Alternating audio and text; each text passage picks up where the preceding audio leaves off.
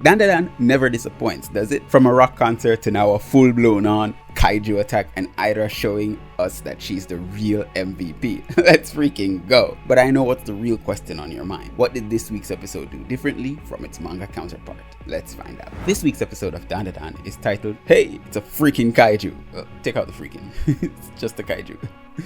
And it adapted the rest of chapter 66 to 68. That's 68 pages, not including our bonus story, which we will also cover. That's a whole lot of panels, by the way. Just so you guys know, I did notice the difference in design between the kaiju of the anime and the kaiju of the manga. And I've seen some people say it's to avoid copyright, because it pretty much looks like Space Godzilla, or Godzilla on a whole. And that is a pretty fair assessment on a whole, I think. Anyways, oh my goodness, one of the most bland scenes in the manga came to life because of the animators and was elevated to an 11. It was when Kinta got his nasty ass sweat on Gigi, forcing him to transform into Evil Eye. In the manga, this was pretty quick and very easy to overlook. But in the anime, we got to see Kinta's folds in slow motion as they flick sweat onto the unsuspecting Gigi. Ugh, that's disgusting, my dude. And look, I know it's hard, Kinta, but can you please control your face fat, please? There are kids in the room. Also, Evil Eye throwing the bag wasn't as forceful as we saw in the anime. So naturally, you know it's an anime exclusive scene of the bag hitting the kaiju.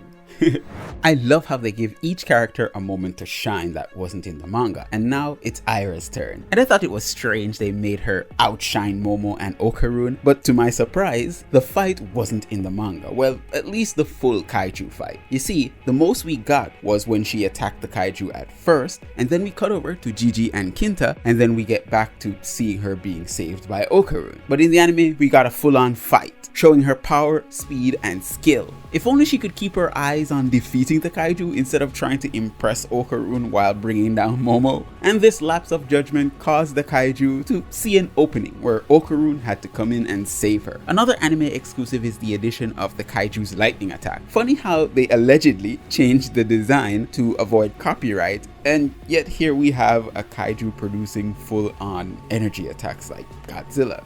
I don't have any complaints though. Keep up the good work, Dandadan animators. Keep up the good work. This week's bonus story comes from chapter 67 when Turbo Kitty wanted more food, but she wasn't getting it. So she decided to nope out of Seiko's house and bring her little kitten beside her.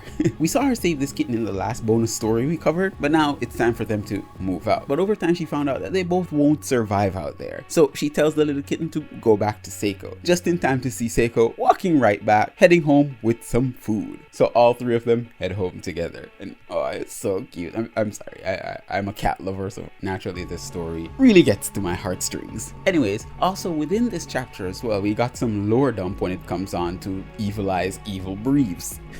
Never thought I would say that in a sentence. You see, they're actually very valuable and spiritually charged. All the people that were killed by the Kito family and their anger is contained in this ancient relic, and Evil Eye inherited their will, their wish, to murder all humans. So without them, he can live a somewhat normal life for the most part. And yes guys, your briefs can contain evil wishes. Just make sure you wash them damn drawers frequently, okay? Nobody wants to see that. I'm a fan of kaiju, so I particularly loved this episode. But now a giant mech Buddha? Sign me up. Sign me up. Also, I thought that it would be some kind of Gundam because it was foreshadowed in the previous episode. Maybe they're trying to avoid copyright again. Oh well, can't wait to see what happens in the next episode. Like, share, and subscribe, and also leave a comment on your way out. I've been your host, Kyle. Peace out. Stay safe out there, V Nation. Bye.